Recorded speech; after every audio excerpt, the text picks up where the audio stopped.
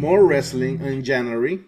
Starting on January 15, it was announced that TNA Impact will debut on AMC, and not the theater, the channel, the Yeah. network, American Movie Classics, famous for The Walking Dead and other Right. shows. So, and it's in cable, in basic cable, right? Right. AMC is a basic cable channel. Um, so they're gonna have some reach. It's fantastic. It's gonna be on Thursday nights Hmm. and prime time, baby. So I'm hoping they do great. I'm hoping they get audience in there. The other part is that unfortunately, it seems that the partnership between them and WWE will stop. They activated a 60-day termination clause on that partnership. I imagine it has to do with AMC. Maybe that was a condition for whatever Maybe. reason, which I don't understand. But I'm sure that we'll get more details as weeks go on. But that's gonna be a challenge for TNA, right? To then bring audience in, continue to bring audience in Mhm.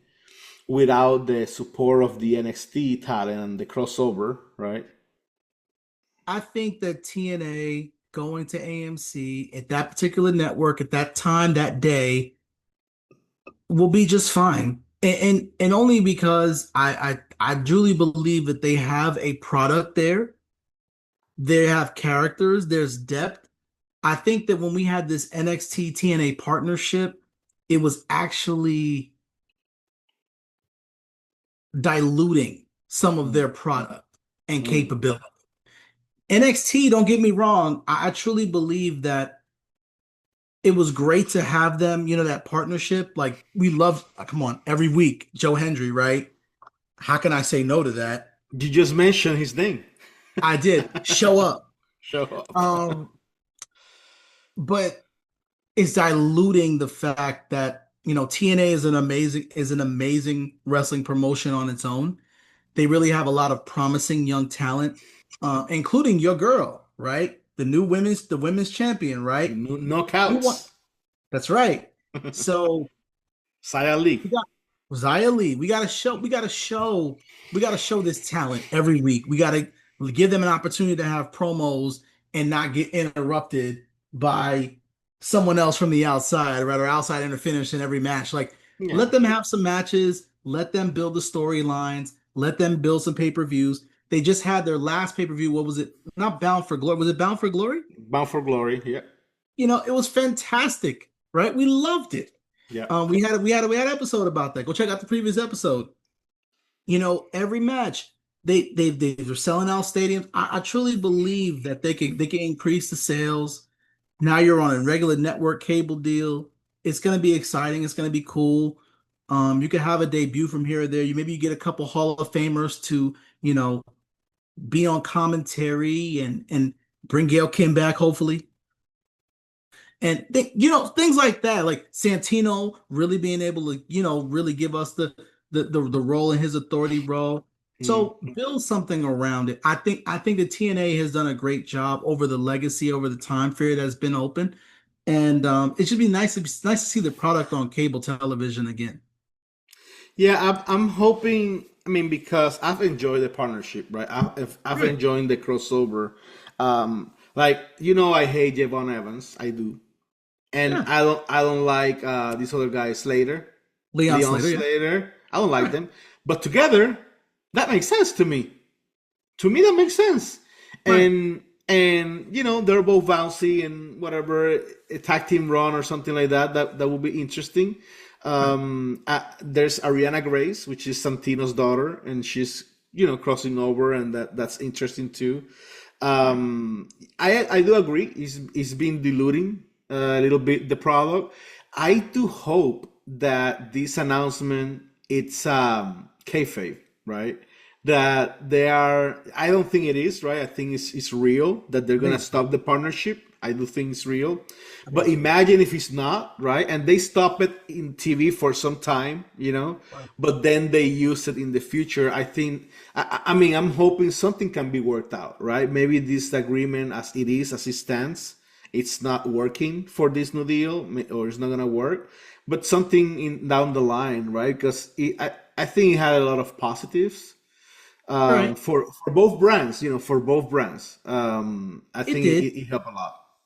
Yeah, it definitely gave, I'd say it definitely helped more on the NXT side because you had a lot of up and comers um that were able to take titles, Hmm. right? And like Kalani Jordan, for example, and phenomenal performer. And with NXT not having a really good pipeline to the main, I said it. You heard it here first. And for the most part, like they don't really have a good pipeline for most performers when it comes to the main. They don't. No. It's bad. Um, I think that this TNA partnership was definitely helping with that relationship for a while to be able to bridge some of that gap, right? Yeah. Um, It, so that's a good thing. yeah, I think storyline and character development wise, it was helping NXT Right. because Right. they got like William got some stats with the Correct. title. Kalani Jordan, she got the Knockouts title. Right. JC Jane, right? She got the Knockouts title too. Right. So to me, these are some real nice stats. But in terms of who benefited more, I mean, who got a $30 million deal on TV for 3 years, it had to Yeah. be with the partnership. That they earned Right. it through the partnership as well. So that helped a lot. I agree with that from a business perspective, but I'm saying but from a performer perspective, I say Hmm. it's the NXT people. But hey, Yeah. um, NXT to me has become more of a cluster with like you got TNA, you got NXT storylines, and you have Evolve coming in out of nowhere. Like Yes. it's too much. Hey, It's it's too like much. Dynamite with Ring of Honor coming in and CMLL and all this other stuff. And oh, you forgot AAA, right? Like Mr. Right. Iguana coming in too. Right. And Ah. so yeah, it's that's Yeah. I think that's like a sandbox where they are really experimenting with talent, and they're not as rigid in their formatting like they're with the main roster with Raw and SmackDown, which you know how rigid they are that they have SmackDown talent on Raw all the time and Raw talent on SmackDown. We've talked about this, forever here, the brand Stop. split. So they need to stop, and every month there's a new excuse, right? Now it's Survivor Series. Now it was like then it's gonna be what the Royal Rumble, and there's always gonna Right. be talent just crossing over. Like we don't like that, Right. right? When the Right. brand split. But yeah, they're more playing around with NXT and TNA, and I'm really happy for TNA and Yeah, Carlos it's a good thing. Silva and the team in there. The TNA roster, Tommy Dreamer and Delirious and Santino and all the guys working there.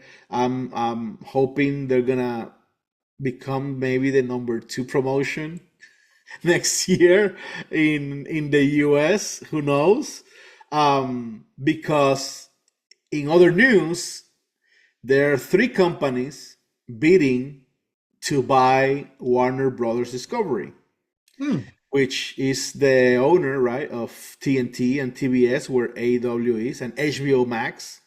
Right. Um, and the three companies are Comcast, which we know that is USA Network, NBC, Right. Universal, USA Network, and they have a partnership with SmackDown with WWE already. So I wouldn't see, AEW in another Comcast or NBC Universal channel on Peacock or something like that. Maybe it can happen. It's unlikely, right, to have Right. SmackDown on the USA Network and then Right. another wrestling property somewhere else, right? Right. Right. Right. The other party interested, I think, is Paramount, which Okay.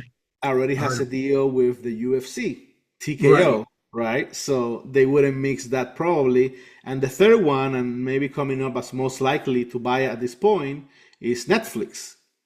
Mm. So if Netflix buys it, they have WWE Raw on the US every Monday, and then they have internationally, they have everything else, right? Right. So that would be, I think, worst case scenario for AEW because there's really no chance, no chance in hell. You got no chance. So it wouldn't be on Netflix, right? They would likely swallow, right, HBO Max into Netflix, whatever content they have in there. And I don't know what they would do with those channels like TNT and TBS. I don't think Netflix really cares about having traditional channels. They're just about Mhm. their streaming platform. So maybe they will spin it out, and sell it to someone else or dissolve it. Who knows, like what they would do with those traditional network channels that, long term are not that profitable, right? They continue to trend down in audience and advertisement money and all that. So it's a lot of changes coming up It is. year. It's nuts. Next year. And TNA also got a deal in Latin America, in Mexico and Latin America, some countries in Latin America with Claro Sports. So they're getting money from different venues now. That's cool. Yeah, that's cool, man. That's it Loving that, becoming man. becoming a global brand again. That's Yeah, that's pretty cool. that's pretty cool. Hope they do some. As a result, I hope they get some good signings. Yeah, Yeah, I mean, yeah. that'd be really cool. I hope they don't get Baron Corbin. No. No. Please Oh, don't. Please no. yeah. Now would be a time for them to go ahead and hire Karrion Cross. They could do that. Yeah, they could Put do the that. belt on them too. Yeah. They could do that. Yeah.